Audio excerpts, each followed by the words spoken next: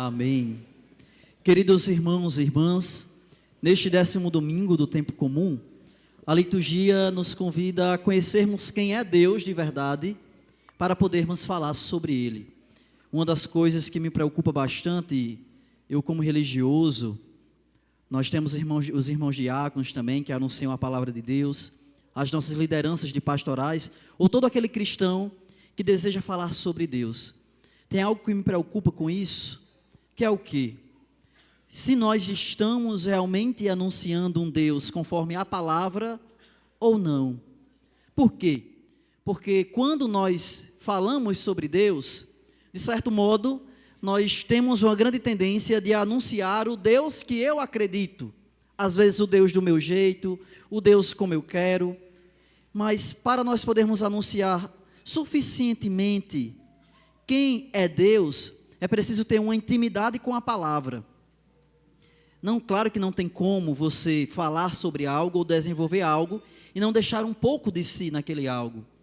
Mas, sobretudo para nós que somos pastores, para aqueles que anunciam a palavra de Deus, nós temos uma grande responsabilidade que, ao anunciar Jesus, ao anunciar Deus, nós temos que anunciar Deus como pelo menos a palavra de Deus apresenta, como Ele é, para não correr o risco de apresentarmos um Deus que não existe.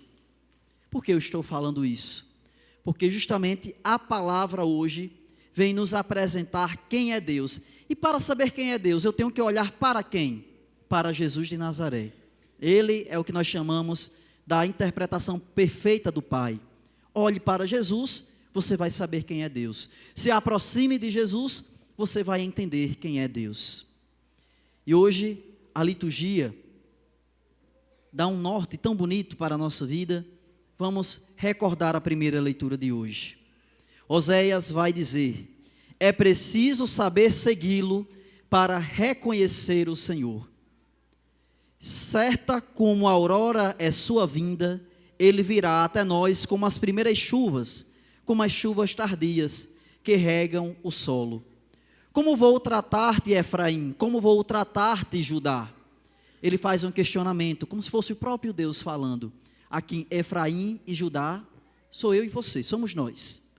Por que ele está questionando isso? Como é que eu vou te tratar? Temos que entender o contexto dessa palavra. O povo de Deus oferecia muitos sacrifícios no altar. Qual era o sacrifício que eles apresentavam? O de cordeiro, de animais. Só que na cabeça do povo, oferecer apenas esse sacrifício já estava tudo certo. Estamos quites com Deus. Mas aquilo que o povo oferecia no altar, eles não viviam na prática. Aquilo que eles encontravam e experimentavam no altar, oferecendo a Deus, quando saía aqui das paredes da igreja, das paredes do templo, eles não faziam a experiência também de viver o amor. Que é a experiência do encontro com Deus, uma experiência de amor. Por isso que em seguida ele vai dizer: o vosso amor é como nuvem pela manhã, como orvalho que cedo se desfaz. Aqui em Currais eu ainda não vi, mas geralmente nesses ambientes altos aqui do Seridó, quando tem muita chuva, sobretudo quando chove pela parte da noite, quando é pela manhã cedo, você passa e tem uma névoa assim, que você não consegue enxergar muita coisa. Mas quando os primeiros raios de sol começam a aparecer, começa a ficar mais quente, aquela névoa vai embora rapidamente. Então o que é que o catequista vem nos dizer com essa palavra? Ele disse que o nosso amor por Deus passa rápido como essa névoa pela manhã. Isso é uma crítica. Uma crítica ao quê? Quando nós prometemos amar a Deus aqui, mas quando nós saímos daqui, na prática nós não mostramos esse amor. Quando chega a primeira dificuldade da vida, eu não quero mais saber de Deus. Quando chega o primeiro desafio, não, então Deus não existe mais, não quero mais saber do Senhor. Aquele amor que muitas vezes nós apresentávamos, até nos arrepiamos diante do altar, até choramos, mas na primeira dificuldade, Deus não existe mais para a gente, eu não acredito mais no amor de Deus, passa rápido demais. Isso não é amor. O amor, ele precisa permanecer. E ele continua: eu os devastei por meio dos profetas, arrasei-os com as palavras de minha boca, como luz, expandem-se meus juízos. E ele diz a palavra-chave da primeira leitura de hoje. Quero amor e não sacrifícios. Conhecimento de Deus mais do que holocaustos. Ele apresenta que mais do que aquilo que é celebrado aqui, Ele quer a nossa prática de quem ama, que é a prática do amor. Gente, não é a quantidade de missa que você participa que vai te salvar. Não é a quantidade de textos que você vai rezar que vai te salvar. É o quanto aquilo que você reza te transforma. É aquilo que você reza, modifica a sua vida ou modifica a minha vida. Porque se não modifica, é um rito estéril. Esse rito precisa nos transformar.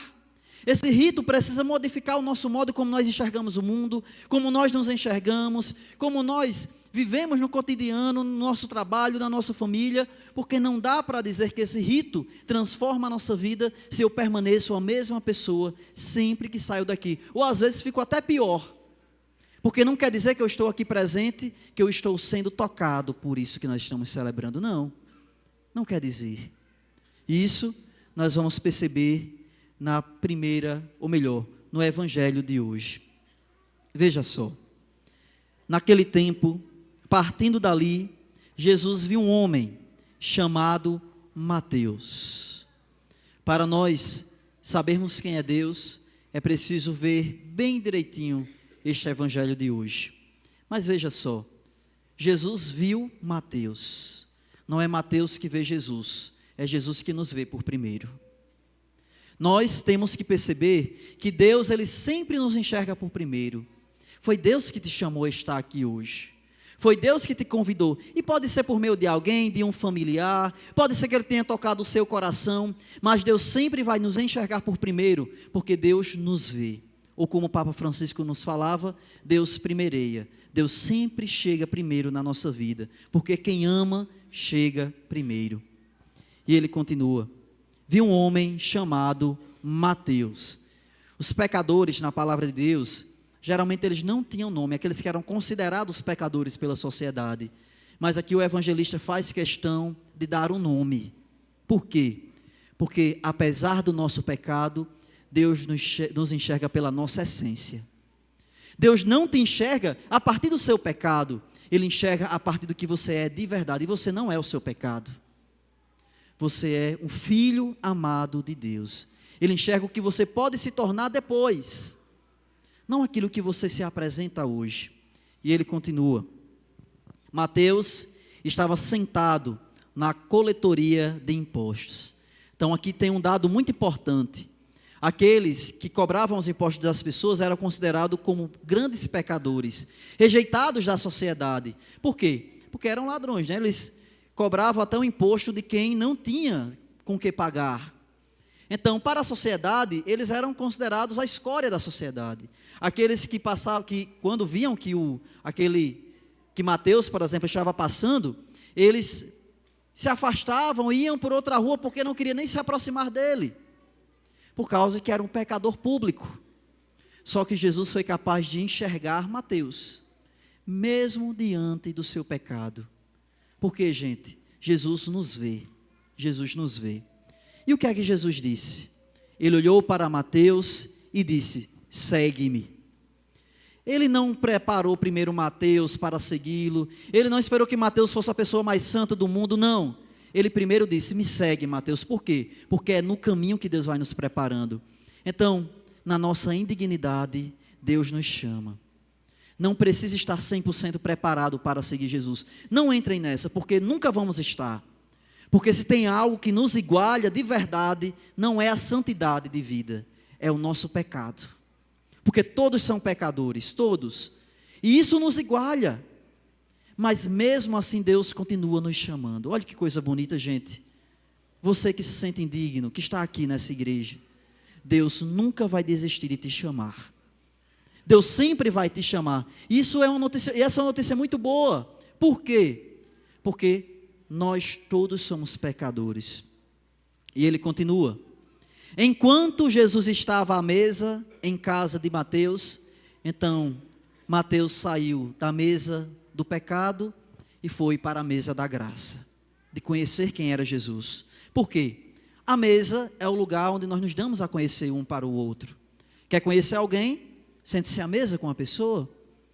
Aquele ditado, né? Quer conhecer alguém? Coma 1 quilo de sal junto com essa pessoa. 1 quilo de sal você não come do dia para a noite. Você tem que esperar um tempo.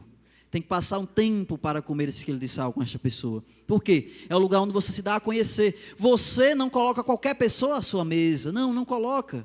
Você só coloca aquelas pessoas que você conhece. Então ali foi o lugar onde Mateus foi conhecendo Jesus. Só que como se não bastasse, estava à mesa, mas também tinham outras pessoas à mesa. Outros cobradores de impostos e pecadores que sentaram-se à mesa com Jesus e seus discípulos. Alguns fariseus viram isso e perguntaram aos discípulos, aqueles que se sentiam mais santos: por que vosso mestre come com os cobradores de impostos e pecadores? Olha a pergunta que eles fizeram para Jesus. Ou melhor, não fizeram para Jesus, fizeram para os discípulos. Só que quem vai responder é Jesus. Sabe quando alguém está em uma situação precária, alguém que está sendo atacado e entra outra pessoa no meio para defender? Foi o que Jesus fez agora. Na frente daquele pecador ele vai responder. Por quê, gente?